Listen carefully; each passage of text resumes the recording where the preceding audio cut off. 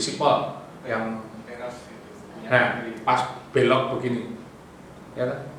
Izinnya apa? Tiga level. Keluarnya 8. Saya dapat informasi dari penduduknya, kenapa 8? Dia didekati lurahnya karena sudah diberi KTBLJ oleh wali kota. Ada satu catatan, Bapak. Ada perwal yang mengatakan ketinggian bangunan di Yogyakarta itu adalah X meter, 30 meter kalau nggak salah. Tapi ketika Bakri membangun Arwana yang X, rumah-rumah milik Sultan, lebih dari 30 meter. Kenapa? Apa perwalnya di rumah? Oh ternyata tidak. Di situ ada klausula yang mengatakan bahwa boleh lebih asal dapat izin dari wali kota. Semua diizinkan. Artinya apa? Ada perubahan tadi limbah-limbah budaya yang memang diamini. Nah kalau tadi Prof. Mengatakan bahwa pendidikan itu perlu begini dan seterusnya, sebenarnya yang harus dididik itu siapa? Atau masyarakat atau pemerintahnya dulu? Nah, ya kan? Kalau itu sudah lulus mestinya masyarakatnya lulus. Imam dan makmum itu kan sudah jelas yang imam mana, yang makmumnya yang mana. Ya kalau imamnya sudah betul pasti makmumnya sudah mestinya mengikuti begitu. Kalau di Yogyakarta kan patronnya. Jadi segala hal yang disampaikan tadi mungkin kita perlu juga bahwa kalau kita mau heritage city, yang pertama kali harus dilakukan adalah pendidikan kebudayaan. Ya, dan siapa yang jadi mahasiswanya atau siswanya adalah pemerintah. Nomor 2 baru masyarakatnya, karena training for trainersnya mungkin pertama kali untuk pemerintah. Contoh yang paling gampang, ilustrasinya Solo, PAD-nya itu terbesar dari pasar tradisional. Solo, PAD-nya terbesar dari pasar. Yogyakarta dari mana? Kita okupansi kita itu turun. Ya, makanya kita sekarang apa? Jualannya apa? Jualan gombal itu di mana-mana. Ya kan? Coba kita turun dari Keleringan itu turun sudah ditutupin seperti itu. Apa nggak bisa? Itunya disatukan jadi apa yang elektronik misalnya yang berganti-ganti di satu tempat begitu. Apakah PAD itu segala-galanya untuk itu? Ini sebenarnya klise itu dalam ngomongnya itu sampai terocos di mana-mana karena budek orang Yogyakarta, dia wali kotanya juga nggak ngerti apa-apa. Katanya mungkin lulusan S2 atau S3 gitu. Ya mungkin sepenggal ilmunya semua, tapi tidak pada tidak ada pada budayanya. Mau menggerakkan ekonomi, kalau kita berbasis pada heritage city tadi, ya kita harus kembali kepada budaya yang benar maksudnya. Tantowi Yahya terakhir ketemu saya bilang begini, Mas, ketika saya sholat di sini sekian puluh tahun yang lalu itu kalau kemana-mana saya lihat masih oh ya ini Yogyakarta. Tapi kalau sekarang kita masuk ke Yogyakarta, dia lalu bilang begini, kok nggak ada bedanya ya dengan Surabaya, Jakarta dan lalu istimewanya apa? Istimewanya itu hanya karena disebut daerah istimewa Yogyakarta atau memang istimewa betul? Nah, ini pertanyaan logis dari seorang Tantowi Yahya. Nah, at least kalau kita kaitkan tadi, misalkan Pak Harjo mengatakan bahwa kenapa kok KP Kulon Progo tertinggal? Memang itu daerah miskin, termiskin di Jogja sekarang ini. Kalau kita bicara konteks DIY, jangan maju kenapa? Karena urban sudah orangnya itu sudah lintas lintas dunia bahkan. Nah kota Yogyakarta ini yang paling payah sebenarnya. Pergerakannya itu sangat lambat, ya sangat motorik bahkan. Kalau kita amati sangat motorik. Beberapa kali kita misalkan kita yang terakhir di mana ya di Singapura kita bawa kota gede. Kota gede itu tidak malah moncer gitu, tapi malah dilusi gitu, semakin lama semakin kemarang gitu ya. Kalau kita selalu mengagung-agungkan kota gede, Berlin saja sudah reunifikasi. Ini malah kota gede itu dari 1755 sampai sekarang tidak pernah ada reunifikasi. Betul ya, Bro? Terbagi dua. Sejak perjanjian Palianagari itu kan Solo, Jogja, sekarang Solo sama Bantul. Secara administrasi yang satu urban, yang satu desa. Ya rural gitu. Nah ini kan juga kalau kita bicara masalah tadi, kita kembali ke urban heritage. Lalu kota gede itu apa yang kalau itu hanya kota Yogyakarta saja, apakah yang kota gede itu hanya yang separuh yang masuk kota Yogyakarta, lalu yang seberang sana gimana ini? Padahal itu satu wilayah. Berlin kan sudah reunifikasi, sekarang jadi satu kota. Sana tidak pernah. Secara administrasi tidak pernah, dan tidak pernah ada upaya. Karena apa? Ya, yang mikir ini nggak sampai mungkin. Ya, apakah itu dijadikan enklat khusus, apa itu dimasukkan kota semua atau masukkan Bantul semua? Kan nggak pernah kan kepikirkan sampai sekarang ya. Bapak dan Ibu boleh tanya di ruang yang penataan ruang, apakah dia ngerti? Apakah mungkin malah yang menata ruang itu hanya di kertas ini saja, belum pernah masuk ke sana. Nah, bagaimana kalau ini kembali tadi ya ke nasnya, kita mau membuat heritage city. Menurut saya dari masukan tadi, kok untuk mengurangi limbah budaya dan polusi visual paling tidak belum polusi lain aja ya, itu tadi mulai dari pendidikan budaya, dan yang menjadi muridnya nomor satu pemerintah. Kalau itu tidak pernah dilakukan, habis semuanya. Bangunan di kota baru ya kan berubah. Karena apa? Saya ngerti cara berpikir mereka. Undang-undangnya yang dibuat nomor 11 itu mengatakan usulan dari daerah. Tidak pernah diusulkan kawasan kota baru. Karena apa? Demikian itu diputuskan jadi kawasan heritage, tidak bisa membangun di situ. Bukan berarti tidak boleh development itu kan bukan berarti tidak boleh merubah, tetapi merubah dengan koridor-koridor yang sudah ditentukan. Mestinya kan begitu kan.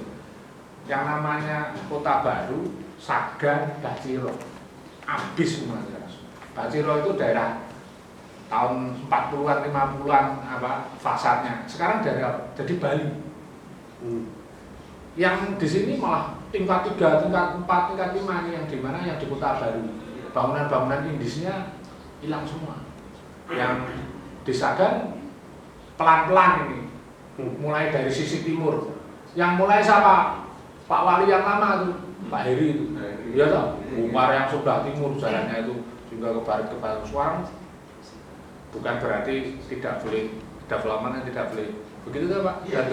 Bukan berarti tidak boleh berubah, tapi berubah dengan cara-cara yang mungkin kalau dikatakan tadi yang hati-hati ya Pak ya, hati-hati. Tidak pernah dibuat rambunya. Nah, rambunya ini nanti seizin wali kota.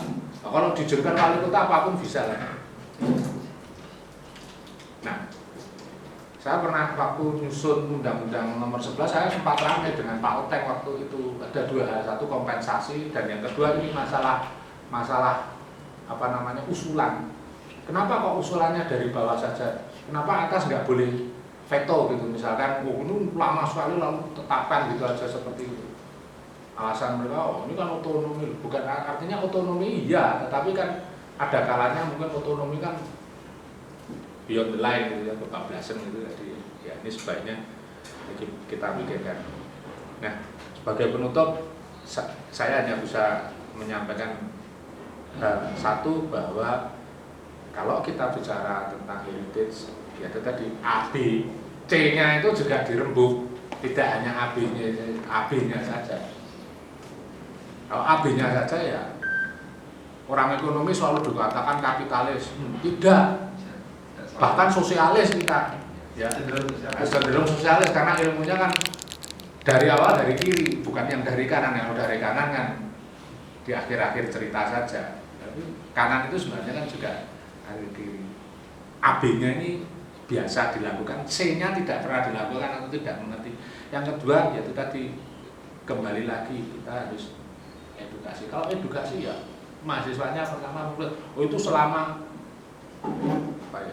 maaf kalau kata teman-teman sepanjang segala abad, kalau itu tidak pernah disentuh ya sektor pemerintahnya, semuanya nonsens. Karena yang rusak ini pemerintah bukan masyarakat. Dan yang terakhir, bahwa kalau kita hadir di sini tujuannya mau apa? Kita tentukan dulu. Kalau tujuannya untuk PAD, go to hell. Kalau tujuannya PAD sudah selesai saja, kita rubuhkan di sini, bubar salaman, makan-makan, pulang tidur, kenyang.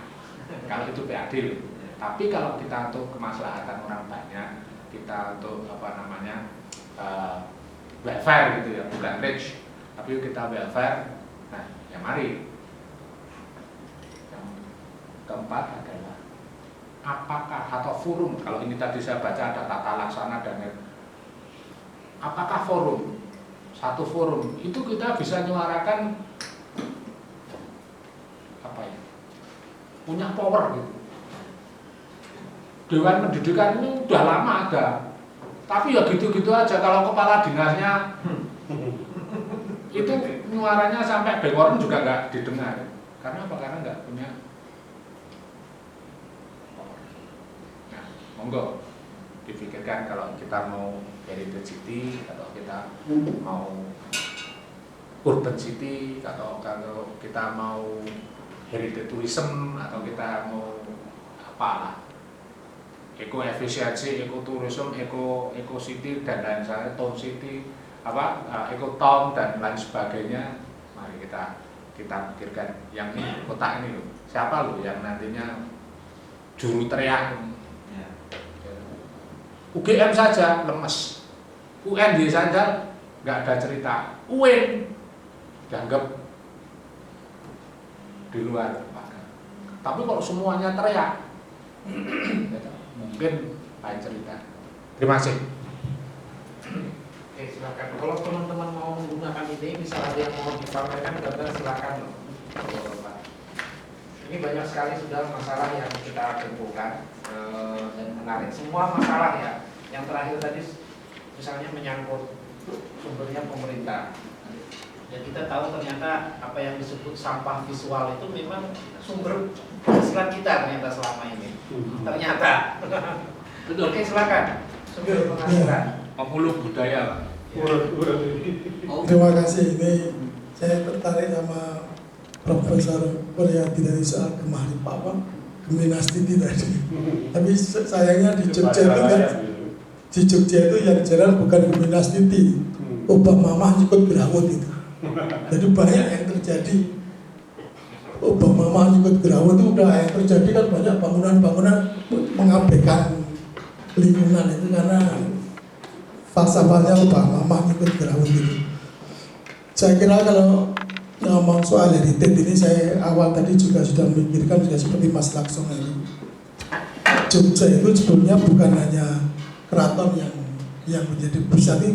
Jogja sendiri itu disanggah oleh kampung-kampung. Justru karena Jogja punya arti, karena kampung-kampung itu menyangga kehidupan keraton itu sejak sebelum merdeka sampai habis 9 itu memberi ruang betul itu habis 9 terhadap kampung-kampung untuk memberi makna terhadap keraton.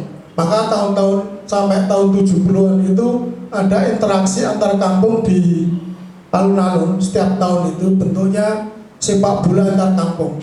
Itu selalu ada pertemuan antar kampung, di situ interaksi antar kampung. Sampai tentu saja ada tawur itu berkelahi zaman itu biasa, tapi nggak pernah pakai senjata. Jadi kalau yang paling jago sepak bola ketika itu kan antara Patean sama Langenastran, karena rumahnya dekat alun-alun selatan, sehingga sering latihan. Jadi selalu melatih, tapi malah sering kalah. Karena kalau setiap mau ngegol pasti ditempel kan gitu. Nah, interaksi antar kampung itu diberi ruang di alun-alun selatan, dan Dorojato Mangkubumi yang ketika itu masih muda sering lihat di situ. Bagaimana keraton Sultan Bisuban memberi ruang pada warganya, dan yang namanya istimewa itu tidak ada kapital. Habis 9 itu keistimewanya nggak ada kapital seperti sekarang. Nah, ketika intervensi negara dan kapital masuk, Jogja mulai berubah. Setelah Malari paling kuat mulai 80, Malari itu kan negara belum campur tangan, itu masih mau melepaskan, begitu malah meletus dan cengkeraman Orde Baru Soeharto mulai semakin tegas dan kuat dan baru kampung dirubah itu. RK menjadi RW dari strukturnya itu, dari strukturnya aja sudah berubah dari RK menjadi RW kan gitu. Jadi dari RK itu dipecah-pecah menjadi beberapa warga. Nah ini dari situ lalu perubahan Jogja itu mulai terus dan begitu kapital masuk, nah seperti sekarang ini kita nggak bisa lagi mengontrol. Ketika kemudian keistimewaan sekarang, kalau kita baca pidatonya HB10 di PN untuk keistimewaan, sebetulnya ada 2 kata kunci yang penting di situ, tapi saya kira juga oleh DPR nggak dirujuk, nggak ngerti saya. Waktu bikin perda nggak merujuk situ. Jadi ada kata kunci 1 renaissance. Dan dalam Renaissance itu ada 9 strategi. Dipilih ada 9 strategi. Ada pendidikan, ada kesehatan, ada ini tata ruang dan sebagainya itu. Tapi kesenian tidak masuk di situ. Lalu yang kedua, soal kebudayaan sebagai payung. Kalau kebudayaan sebagai payung artinya di Jogja ini kebudayaan sebagai cara berpikir, sebagai perspektif. Tapi yang terjadi peraturan-peraturan yang mulai dibuat dan yang sudah disahkan itu tidak berangkat dari sana, sehingga keadaan Jogja, kalau Sumbo sering marah-marah soal visualitas ya Mbak ya, itu karena memang cara berpikirnya bukan lagi cara kebudayaan seperti pidato Sultan yang maunya kebudayaan sebagai payung dan persoalan problematiknya juga ketika Renaissance menjadi kata kunci dalam pidato itu juga dilematis karena kalau Renaissance itu kerajaan juga digulung. Dia ngomong ada Renaissance di Jogja tapi masih mempertahankan status quo. Ini dilematis ya masalah sedang. Kalau Renaissance kan kerajaan di Inggris juga digulung oleh modernitas, tapi ini dipertahankan. Jadi ada dilema dalam keistimewaan itu, yang satu Renaissance, yang satu kemudian sebagai payung, dan di situ kekuatan kapital yang mendominasi. Dari sisi administrasi, dari sisi birokrasi tidak ada yang istimewa, nggak ada yang istimewa, dari sama semuanya, jumlahnya sama sampai membingungkan. Lalu di mana istimewanya? Lalu dalam konteks ini heritage itu, dalam konteks istimewa, saya kira cara dilihat dalam konteks kebudayaan itu bukan kepentingan ekonomis yang diutamakan. Saya baru saja menyelesaikan meleksi 55 penyair membaca Bantul itu. Saya minta untuk kirim 10 puisi itu tentang temanya mengenai segala segi mengenai Bantul. Dan saya baca 55 penyair, bukan hanya dari Bantul, dari mana saja. Terpilih 55 dan mereka melihat Bantul dari bermacam-macam. Ada yang melihat situsnya, ada yang melihat kulinernya, ada yang melihat pertaniannya. Artinya mereka memang kalau yang tidak bersentuhan dengan Bantul, saya buang puisi itu. Mereka melihat itu, lalu dia membayangkan bahwa kultur di Bantul itu dalam konteks yang mereka lihat, puisi itu tidak hilang. Tapi hanya kalau seperti Mas tadi katakan tidak diperhatikan oleh pemerintah. Nah dari situ saya kira pemerintah ini seolah-olah menjadi satu otoritas yang paling penting, dan ketika ada informasi dari sektor-sektor lain dia tidak bergeming. Nah itu yang membuat Jogja nggak karuan, bukannya hanya berubah, saya kira sudah memang nggak karuan sampai perguruan tinggi UGM aja mahalnya bukan main ya Mas ya. Dulu kalau orang sekolah bayarnya bisa pakai kelapa kan gitu. Tapi sekarang enggak. Saya ingat ketika masih di keraton itu di Pagelaran itu saya sangat terbuka di situ. Kalau siang sudah selesai saya bisa lari-lari di atas meja belajar itu kosong, saya lari aja, lompat di situ, dan terbuka oleh masyarakat, bisa mendengarkan kuliah bisa mendengarkan dari luar Pak dulu. Waktu saya kecil kok ngerti mendengarin dari situ. Mana gue pintar. Ya, gitu. Di fakultas kedokteran juga tuh di apa Mangkubumen. Saya di situ bisa dengerin gitu loh. Saya mau buka kampus sih. Saya kan buka kampus aja bayar di pagar-pagar nggak kan. Kamu mungkin di situ. Sering masuk universitas nggak murah. Universitas nggak murah. Nah, saya kira gitu. Perubahan ini karena memang di Jogja ini tidak berangkat dari kulturnya, dia dibuang dari kulturnya dan kepentingan politik dan ekonomi yang menjadi tujuan utama, sehingga heritage sendiri sebenarnya nggak terlalu penting. Makanya Ambarukmo itu gandok Tengen itu juga dikorbankan.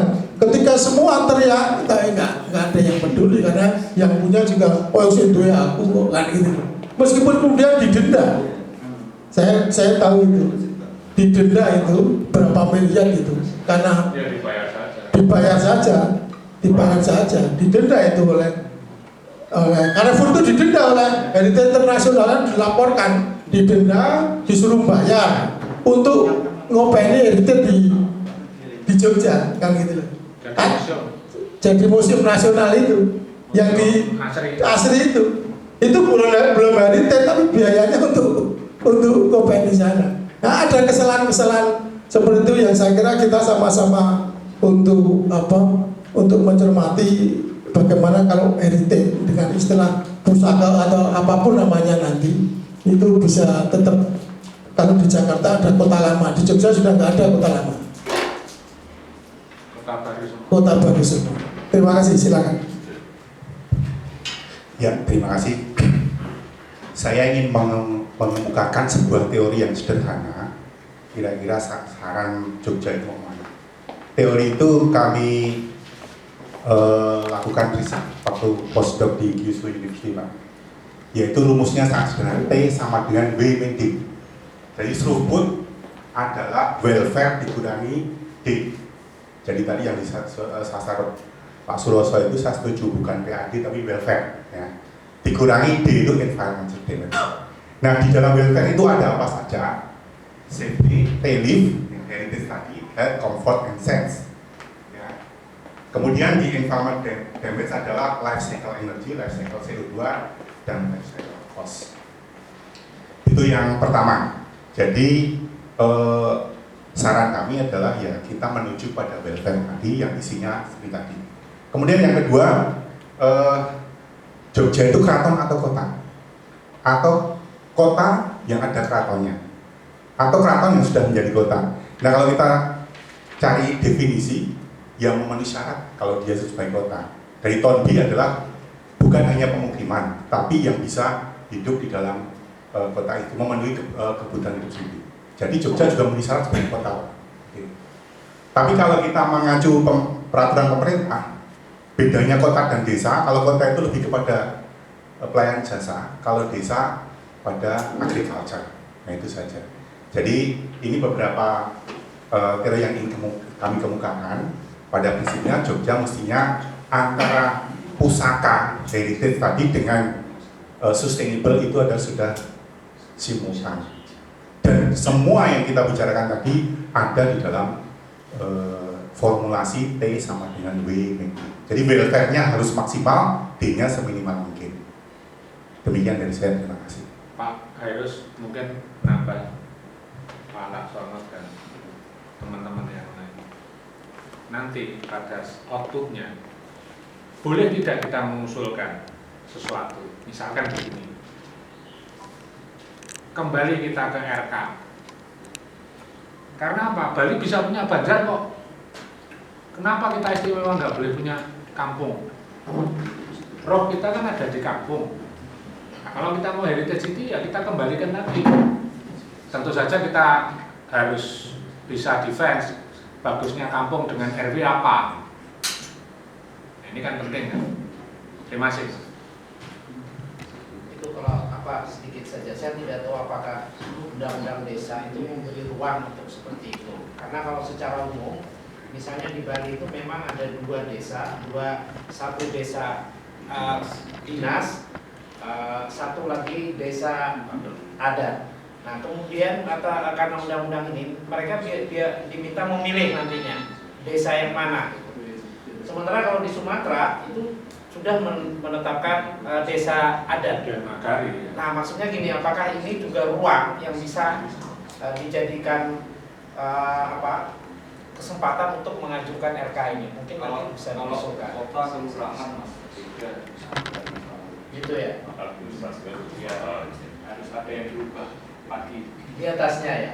karena beda wilayah. Boleh kalau kita mengamandemen.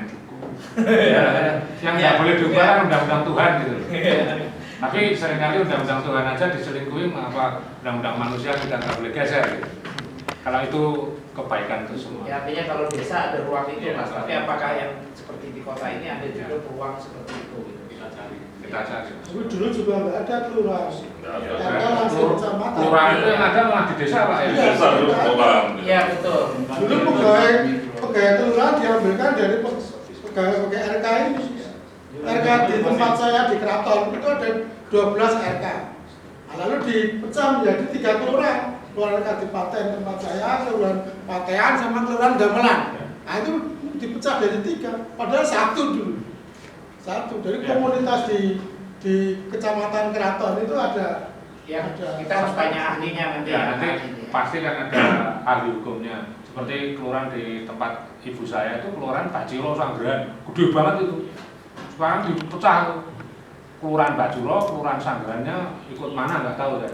Itu kelurahan Bajiro jadi tapi dulu gede. RK-nya apa? Balai RK-nya itu hanya 1 sampai sekarang ya hanya 1. Kan orangnya ada, artinya bahwa menganut itu 1. Iya. Ya nanti mungkin yang ahli Oke. muter dulu saja. Ya silakan Bu. Dulu, Ya.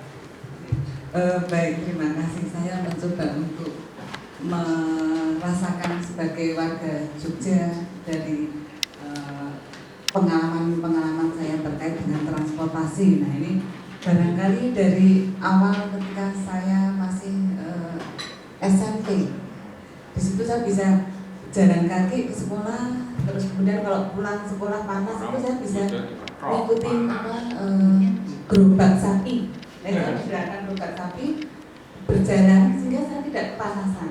Pada waktu itu saya bisa merasakan ternyata ya asik juga untuk berjalan kaki. Kemudian ketika SMA saya naik pangkat punya sepeda, nah saya bisa bersepeda dengan nyaman untuk setiap hari ke sekolah. Periode berikutnya saya kira Jogja sudah mulai dikenalkan dengan apa yang kita kenal dengan Cold Campus. Ya, jadi dengan menggunakan mobil-mobil ya Cold ya yang terbuka itu kalau duduk itu ada gitu ya di belakang itu kita mulai mengenal Cold Campus, orang mulai meninggalkan penggunaan sepeda, menggunakan kendaraan bermotor. Kemudian dari Cold Campus berkembang lagi menjadi bis kota. Kita kenal ada Kopata, apalagi ya itu berbagai operasi layanan bis kota. Dan sekarang kita punya Trans Jogja. Nah, ini perubahan dari yang sebelumnya kita bisa bergerak dengan menggunakan kendaraan tidak bermotor, kemudian berubah menjadi kendaraan bermotor, ini ternyata memberikan dampak yang luar biasa. Paling tidak kita bisa lihat secara spasial kebutuhan ruangnya itu sangat berubah. Itu yang pertama. Kemudian juga kalau dari sisi jangkauan perjalanannya pun juga menjadi lebih luas lagi. Termasuk dalam hal ini ketika kita bicara Trans Jogja, kita pada awalnya merasa akan mendapatkan satu solusi kalau kita itu kaitkan dengan masalah kemacetan. Ternyata tidak juga, karena justru yang berkembang sepeda motor, Trans Jogja ini sebenarnya ya hanya kalau saya lihat hanya mengalihkan pengguna angkutan umum bis kota yang lama, ini yang tidak mempunyai sepeda motor dan dia pindah ke Trans Jogja. Tetapi ketika upaya untuk memindahkan pengguna angkutan pribadi atau kendaraan pribadi ke angkutan umum ini menjadi belum terjawabkan ya, dengan adanya Trans Jogja. Nah, ini yang saya mencoba melihat bagaimana perubahan-perubahan yang terjadi di kota Jogja. Ketika kita masuk ke keistimewaan Yogyakarta, ini apa sebenarnya istimewanya transportasi di Jakarta? Saya mencoba melihat apakah barangkali yang istimewa kita masih punya beca, masih punya sepeda, tapi ternyata ketika kita lihat di lapangan juga sekarang ini sudah ditemui. Kalau ada sepeda pun itu hanya barangkali dari teman-teman komunitas tertentu yang menggalakkan penggunaan sepeda dan hanya untuk kegiatan-kegiatan tertentu saja. Ya, kita punya mungkin komunitas Sego Sekali, kemudian Friday Night di Jakarta Bakers itu. Nah, ini yang menjadi pertanyaan saya, istimewanya apa untuk transportasi Jogja? Barangkali kita masih bisa melihat ada beca maupun andong. Beca andong ini pun sekarang sudah tergilas oleh sepeda motor. Banyak wisatawan dari luar yang datang ke Jogja ingin merasakan bagaimana menggunakan sepeda, beca ataupun andong. Ya. Tidak mudah sekarang untuk kita mendapatkan andong. Dulu saya masih sempat bisa mendapatkan andong di Jalan Malioboro, di depan Malioboro Mall itu. Agak di selatan. Sekarang barangkali sudah lebih sulit lagi untuk mendapatkan andong. Andong dulu juga bisa kita peroleh misalnya di Pasar Beringharjo. Orang ini ibu-ibu yang belanja atau mungkin berbenda melakukan perjalanan dari Beringharjo atau Kota Gede. Mereka bersama-sama. Jadi andong itu tidak digunakan sendirian, tapi bersama-sama. Jadi seperti bis kota. Jadi siapapun bisa bersama-sama asal tujuannya arahnya hampir sama. Nah ini kan saya kira tidak jarang ditemukan di tempat penggunaan andong yang bersama-sama. Kemudian juga beca juga saya melihat beberapa hotel mencoba untuk menyediakan fasilitas beca. Ya. Tapi ya ada beberapa yang saya melihat bisa dimanfaatkan. Ada juga yang akhirnya ya tidak bisa berkembang.